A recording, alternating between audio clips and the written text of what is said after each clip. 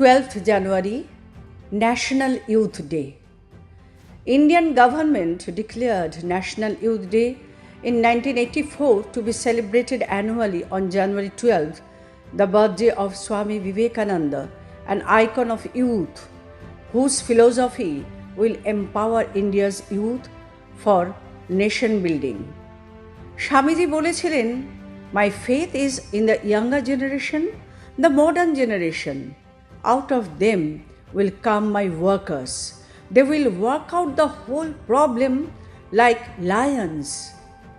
তো এসো, সিংহ বিক্রমে আনো বৈভব, সম্ভব করো অসম্ভব সব। আকাশে বাতাসে তুর্য নিনাদ,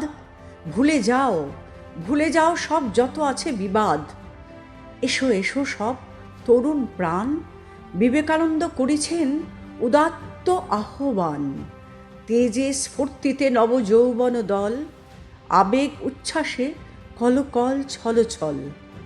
উন্মিলিত হোক মুদ্রিত আঁখি, করো সমর্পণ, করো নিবেদন।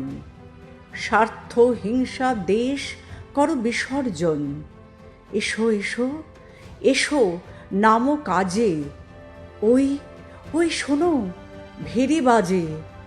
সাজাও সাজাও মাকে জগজ্জননী সাজে।